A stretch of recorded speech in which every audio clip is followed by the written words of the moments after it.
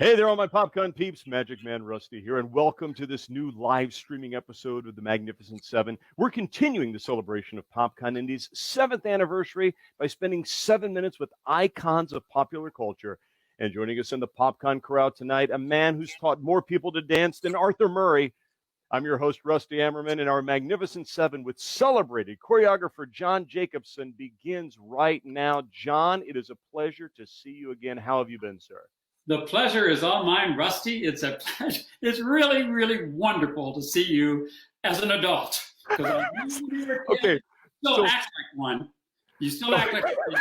But I am glad to see you all grown up and have somewhat of a career. I love it when you throw it back. So, okay, full disclosure, John and I met, I think, about 1985 or so. I wonder how many of our audience was even alive then. I was in high school at Connorsville High School, so all the people in Indiana know.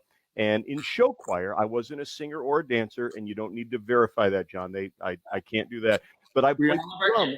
I played drums for Connorsville High School show choir. John was really making a name himself as the premier choreographer for show choirs when show choir was just really kind of launching. This is before Glee, if you remember, John. That's right. We were in show choir before Glee made it cool, and and he came several years. He choreographed things, and we hit it off. And so let's talk about the thing you do. Tell us about America Sings, what that organization's all about. Well, I've been involved in show choir back when it was called swing choir, and all that. So, and I always traveled around and worked with different groups, and they would do these competition shows and things. And honestly, the competition side of show choir was always something that it was not really my thing. I get it because kids work, hard because they work towards excellence, and I totally get it. But I also thought that in the arts, it ought to be one place in a kid's life that everything can be 100% positive. That nothing had to be negative about it. And sometimes the competition end of things, somebody goes home a winner and the rest go home. Well, if you're not a winner, what are you? And but honestly, I think most of these competitions do it really, really well. And so they keep the eye on the real prize. And I think it's come a long way. So terrific, and more power to them. And keep kids involved in something that's exciting and positive. That's what I love. But I thought kids would get just as excited about helping other people and using their energy in a way that would not necessarily win a trophy for them, but might actually help out less fortunate people than themselves. So we decided we'd have this big festival where my dream was to have 50 choirs come, one from every state in the union. We'd come to Washington, D.C., that's where I was living at the time, and it's America's backyard, so why not? And have them all come there. On one day, we'd sing and dance, and we'd do some service projects. We would make peanut butter and jelly sandwiches for homeless people. We'd make kits for kids where you put shampoo and hair, products and pencils and papers and things into kids. I remember. Yeah, something that kind of thing. A service. Your dream was 50. If only 50 show choirs show up. If only 50, it'll be right. Go ahead. Exactly. Well, 450 choirs showed up. About 30,000 people. 15,000 singers plus all their parents and chaperones and all that showed up on that very first day in Washington. We had to keep building stages. In fact, we ended up with, I think, 27 different stages full of groups performing all day long, at the end of which we all got in this big field and, these 15,000 kids, just singing and dancing their heart out. And, I honestly believe everybody went home feeling like a winner. But I was only going to do it once. That was the idea. But here I am 32 years later, I think, and we've done sometimes as many as 5 or 6 festivals a year and lots of other events like the Macy's Thanksgiving Day Parade and half times of ball games and lots of other events, always non-competitive and always with a service element to it. So it's been a real day. It's something I do as a volunteer. And I've just loved it all these years. Right. And to be clear, competitions are great, and there's a place in our life for competition. But for your venue, you wanted to make a showcase, more of an exhibition, not a competition, just a place where you can just go out and throw caution to the wind and just have a blast. Yeah, exactly. So let's talk. Go ahead. Well, I think, and, I just wanted every kid to get up there and at the end of the day feel that they were powerful because they were an artist, and they were beautiful because nobody's judging them. You all have something to offer. Yeah. And so let's talk a little about your background. And I'm doing this from memory because there's not a lot I could find online. So I hope my memory's right after all these years. You were originally one of the kids from Wisconsin. That's right. Okay. Kind of a performing, kind of a young version of Up with People, I guess, was kind of what the kids were. It was like an all-state show choir in a way. Like you would get together just for the summer, sing and dance, and represent the state of Wisconsin at all the state fairs and county fairs. It still exists. It still goes on even today. And I was there for 3 summers while I was in high school, and even one after college. So. Okay, then you got your education in musical theater and some other things, right? I did my undergrad in music education at University of Wisconsin, Madison, and I did my master's in literature at Georgetown in Washington, D.C. Then, this is what I think our PopCon peeps are really going to like. You worked with Disney. Mickey Mouse paid my rent for quite a few years, actually. Yeah. So. Tell us how you got into Disney, and then tell us what you. By the way, I vividly remember seeing a television special with you dancing with, hang on, Dick Van Dyke. That's true. Yeah. Well, that was the opening of Epcot Center, I believe it was, and they did a TV special, and myself and about 5 of my friends got to sing and dance with Dick Van Dyke. It was a wonderful experience because he's been a hero of mine ever since I first saw Mary Poppins. So, it was really, really exciting. And on the set, everybody thought I kind of looked and danced a little like Dick Van Dyke. So they all thought I was his son at the time. So, which I took as a compliment. But they had a wonderful program at Disney back in the late 70s called the All-American College Singers. And they would pick 6 boys and 6 girls, college-age students, who would come for the summer, and you would sing and dance in a group called the All-American College Singers. So I did that while I was in summer, and danced in front of Cinderella's castle, fantastic. You could only be in it once, and you had to go back to college at the end of the summer. But they would always choose one person to come back the next summer and be sort of like the lead or the line captain for that same program. And so I was lucky to get chosen to do that. So I got to go a second time. But I still had to go back to college, went back to Madison and finished my undergraduate degree. Then they hired me full time. And it was first to be they had a group called the Kids at the Kingdom. Again, about 6 boys, 6 girls dancing in front of Cinderella's castle. And then, but I was also a kind of a swing performer for the park. I would do all the shows that had live entertainment, Hoop-de-Doo Review, or lots of convention shows. And I was kind of the... Wait a minute. You did the Hoop-de-Doo Review? Oh, yes, I was... And I know which character you were. I know. Okay, I can see it. Go ahead. I was Johnny in the Hoop-de-Doo Review, and I loved my Disney experience. It was so easy for me. It just felt right. And every day you'd go to work and there'd be thousands of people there just wanting to love you and love your show, and they paid a fortune, so they wanted to love it. And I never even wanted a day off. And so I really, really treasured that. And what was great about it, Rusty, was it was such a great training ground because Disney's involved in everything. So that I could be in the recording studio one day or on a TV show one day or live performance another day. And eventually, I think they kind of got me to be sort of the one who would be teaching the new people dance, the routines. I wasn't a real choreographer yet, but they were like, they would have me teach the new people the shows that I knew. So I was like everybody's assistant. And I was lucky to be the assistant of some fabulous choreographers who were also fabulous teachers. People like Forrest Baruth and Gary Pavin, and it went on and on and on. And these were my mentors at Disney. And so then I eventually sort of made my own style as an amalgamation of all of their creativity. And so then eventually I got to stage a few shows and oh, okay. You get to stage a few shows. You were responsible for the opening of Tokyo Disney. Well, I was one of a team. It's true. They hired me to go to Tokyo Disneyland before the park even opened. And there was a team of about 6 of us, Americans, who were hired to go, and they wanted it to be like America Disney World.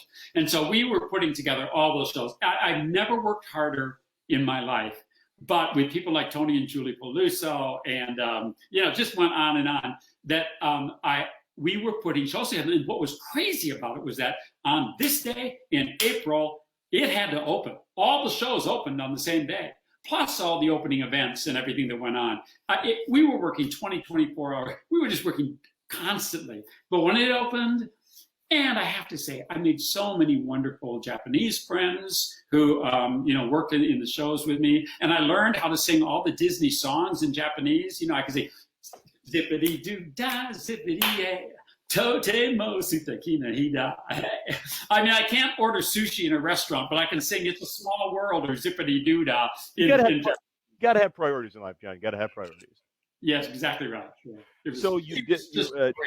So yeah, the Disney experience for those people that want to kind of get into entertainment, there is a bunch of tools that you can learn at Disney that you can put in that toolbox and use later, and that's exactly what you've done with your career.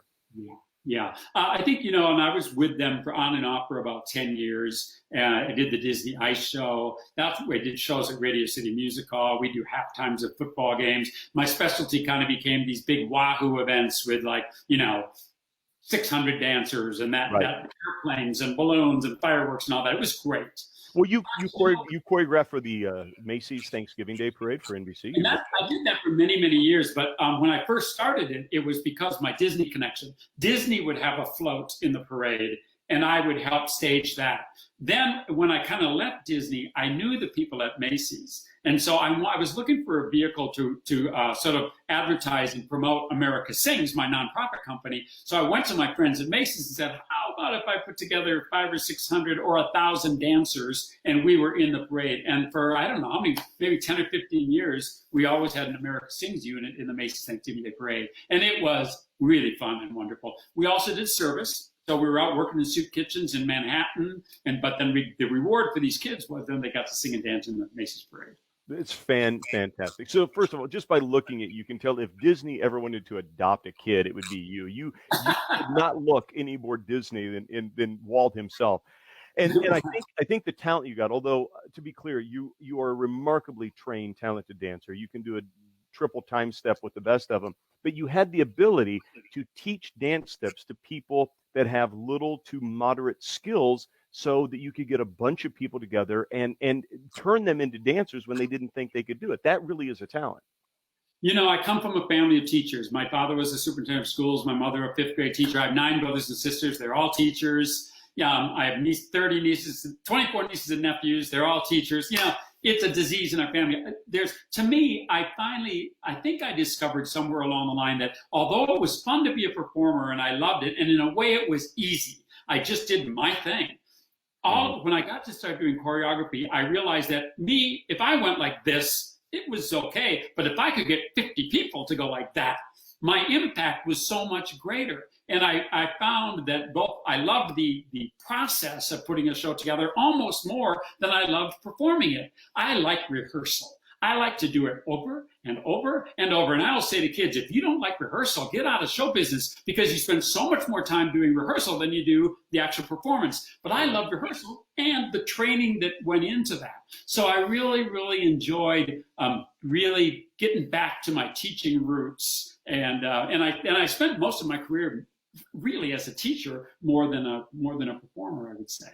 But you also have that ability that you can look at your students and know kind of what their limitations are and take them right to their limitations and not throw something at them so complicated they can't do it. You really bring them together. It's amazing to watch. It is. Well, thank you. I mean, I think with time you do learn that it isn't always a triple turn or a leap in the air that does it. Sometimes the most simple, beautiful move can be the most appropriate.